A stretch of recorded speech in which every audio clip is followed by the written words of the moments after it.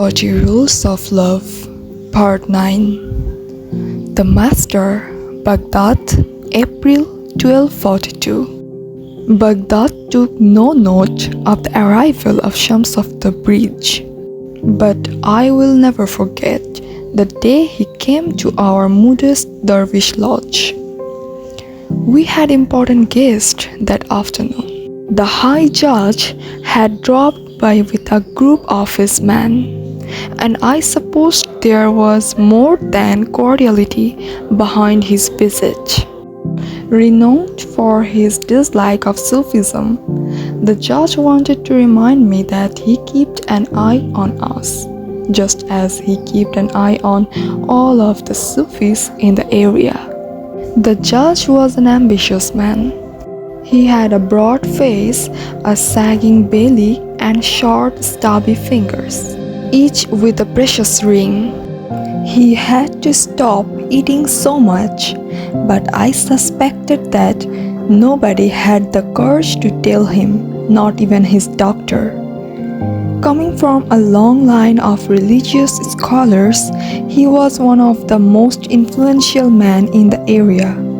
With one ruling, he could send a man to the gallows, or he could just as easily pardon a convict's crimes, lifting him up from the darkest dangers. Always dressed in fur coats and expensive garments, he carried himself with the grandeur of someone who was sure of his authority. I did not approve of his showy ways, but for the well-being of our lodge, I did my best to remain on good terms with this man of influence. "We live in the most magnificent city in the world," the judge pronounced as he popped a fig into his mouth. "Today Baghdad overflows with refugees running away from the Mongol army. We provide them safe haven. This is the center of the world. Don't you think, Baba Zaman? This city is a gem, no doubt," I said carefully. "But let us not forget that cities are like human beings. They are born, they go through childhood and adolescence, they grow old, and eventually they die. At this moment in time, Baghdad is in its late youth. We are not as wealthy as we used to be at the time of Khalifa Harun al-Rashid, though we can still take a measure of pride in being a center of trade, crafts, and poetry. But who knows what the city will look like 1,000 years from now? Everything might be different." Such pessimism. The judge shook his head as he reached out to another bowl and picked a date. "The Abbasid rule will prevail and we will prosper. That is, of course, if the status quo is not disrupted by the traitors among us. There are those who call themselves Muslim, but their interpretation of Islam is far more dangerous than threats from infidels." I chose to remain silent. It was no secret that the judge thought the mystics, with their individualistic and esoteric interpretation of Islam, were troublemakers. He accused us of paying no heed to the Sharia and thus disrespecting the man of authority. Men like him. Sometimes I had the feeling he would rather have all Sufis kicked out of Baghdad. "Your brotherhood is harmless, but don't you think some Sufis are beyond the pale?" the judge asked, stroking his beard. I didn't know how to respond to that. Thanks God. Just then we heard a knock on the door. It was the ginger-haired novice. He made a beeline toward me and whispered in my ear that we had a visitor, a wandering dervish, who insisted upon seeing me and refused to talk to anyone else. Normally, I would have asked the novice to take the newcomer to a quiet welcome room, give him warm food and take him wait until the guest had left. But as judge was giving me a hard time, it occurring to me that a wandering dervish could dispel the tension in the room by telling us colorful stories from far away lands. So I asked the novice to bring the man in. A few minutes later, the door opened, and in walked a man dressed head to toe in black, lank, gaunt, and of indeterminable age. He had a sharp nose, deeply set pitch-black eyes, and dark hair that fell over his eyes in thick curls. He wore a long hooded cloak, a wool garment, and sheepskin boots. There were a number of charms around his neck. He held a wooden bowl in his hand of the sort that mendicant dervishes carry to overcome their personal vanity and hubris by accepting the charity of others. I realized that here was a man who did not pay much attention to the judgments of society. The people could confuse him with some vagrant or even a beggar. Didn't seem to bother him in the least. As soon as I saw him standing there awaiting permission to introduce himself, I sensed he was different. It was in his eyes, in his elaborate gestures, written all over him, like an acorn that might seem modest and vulnerable to ignorant eyes but already heralds the proud oak tree that it will turn out to be. He looked at me with those piercing black eyes and nodded silently.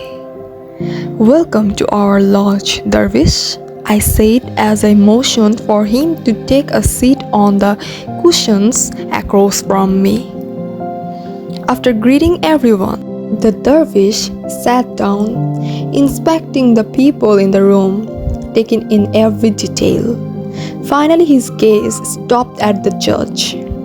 The two men looked at each other for a full minute, without so much as a word, and I couldn't help wondering what each thought of the other, as they seemed so very opposite. I offered the dervish warm goat milk, sweetened figs, and field dates, all of which he politely refused. When asked his name, he introduced himself as Shams of the Bridge and said he was a wandering dervish searching for God high and low. "And were you able to find him?" I inquired. A shadow crossed his face as the dervish nodded and said, "Indeed, he was with me all along." The judge intersected with a smirk he didn't bother to hide. "I never understand why you dervishes make life so complicated. If God was with you all alone, why did you rummage around this whole time in search of him?" Shams of the Bridge bowed his head pensively and remained silent for a moment. When he looked up again, his face was calm, his voice measured, because although it is a fact that he cannot be found by seeking, only those who seek can find him. "Such wordplay," a judge scoffed. "Are you trying to tell us that we cannot find God if we stay in the same place all of our lives? That's nonsense. Not everyone needs to dress in tatters and hit the roads like you." There followed a ripple of laughter as the men in the room were eager to show their agreement with the judge. High-pitched, unconfident, and unhappy laughs from people used to toadying to superiors. I felt uneasy. Obviously, it hadn't been a good idea to bring the judge and the dervish together. Perhaps I was misunderstood. I didn't mean to say one could not find God if he stayed in his hometown. That is certainly possible, consented the dervish. There are people who have never traveled anywhere and yet have seen the world. Exactly, the judge grinned triumphantly, a grin that vanished upon hearing what the dervish uttered next. What I mean to say, Judge, was that one could not find God if he stayed in that fur coat, silk garment, and piercey jewelry that you are wearing today. A stunned silence descended upon the room, the sounds and sighs around us dissolving down to dust. We all held our breath as if expecting something bigger to happen, though what could have been more shocking, I didn't know. Your tongue is too sharp for a dervish, the judge said. When something needs to be said, I will say it even if the whole world grabs me by the neck and tells me to keep quiet. This was made with frown from the judge, but then he shrugged dismissively. This was met with a frown from the judge, but then he shrugged dismissively. As you will, he said. In any case, you are the man we need. We were just talking about the splendor of our city. You must have seen many places. Is there a place more charming than Baghdad? Softly, his gaze moving from one man to another, Shams explained, there is no question Baghdad is a remarkable city, but no beauty on earth lasts forever. Cities are erected on spiritual columns. Like giant mirrors, they reflect the hearts of their residents. If those hearts darken and lose faith, cities will lose their glamour. It happens, and it happens all the time. I couldn't help but note. Shams of Tabriz turned to me, momentarily distracted from his thoughts. With a friendly flicker in his eyes, I felt them on me like the heat of a sweltering sun. That was when I clearly saw how he merited his name. This man was radiating vigor and vitality, and burning within like a ball of fire. He was indeed Shams, the sun. But the judge was of a different mind. You Sufis make everything too complicated. The same with philosophers and poets. Why the need for so many words? Human beings are simple creatures with simple needs. It falls upon the leaders to see to their needs and make sure they do not go astray. That requires applying the Sharia to perfection. The Sharia is like a candle, said Shams of Tabriz. It provides us with much valuable light. But let us not forget that a candle helps us to go from one place to another in the dark. If we forget where we are headed and instead concentrate on the candle, what good is it? The judge grimaced, his face closing up. I felt a wave of anxiety wash over me. Entering into a discussion about the significance of Sharia with a man whose job was to judge and often punish people according to the Sharia was swimming in dangerous waters. Didn't Shams know that? Just as I looking for an appropriate excuse to take the dervish out of the room, I heard him say, there is a rule that applies to his situation. What rule? Asked the judge suspiciously. Shams of Tabriz straightened up, his gaze fixed as if reading from an invisible book, and pronounced, Each and every reader comprehends the Holy Quran on a different level, in tandem with the depth of his understanding. There are 4 levels of insight. The first level is the outer meaning, and it is the one that the majority of the people are content with. Next is the batini, the inner level. Third, there is the inner of the inner. And the fourth level is so deep it cannot be put into words and is therefore bound to remain indescribable. With glinting eyes, Shams continued, "Scholars who focus on the Sharia know the outer meaning. Sufis know the inner meaning. Saints know the inner of the inner. And as for the fourth level, that is known only by prophets and those closest to God."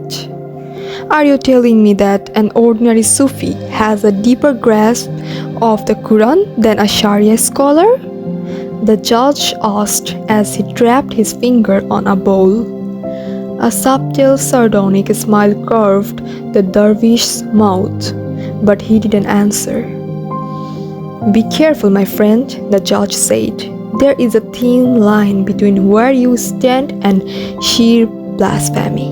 If there was a threat in these words, the dervish seemed not to have noticed it.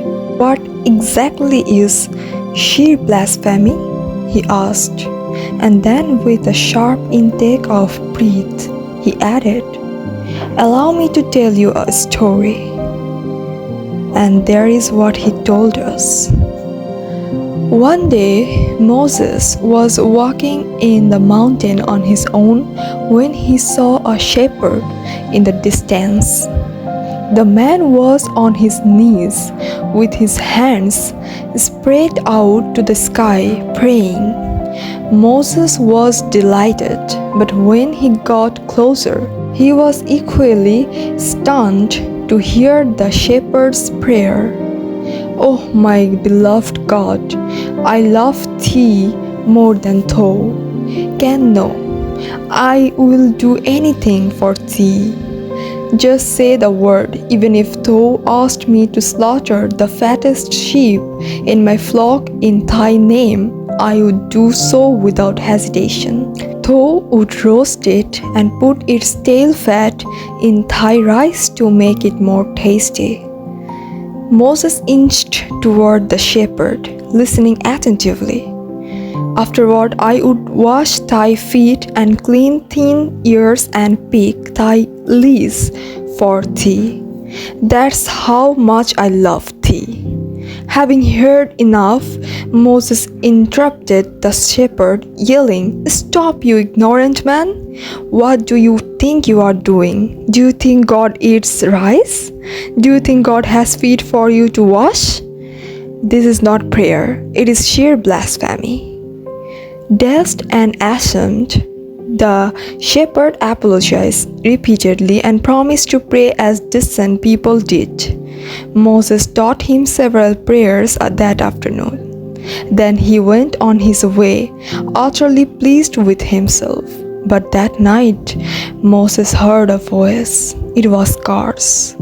"Oh Moses, what have you done? You scolded that poor shepherd and failed to realize how dear he was to me. He might not be saying the right things in the right way, but he was sincere. His heart was pure and his intentions good. I was pleased with him.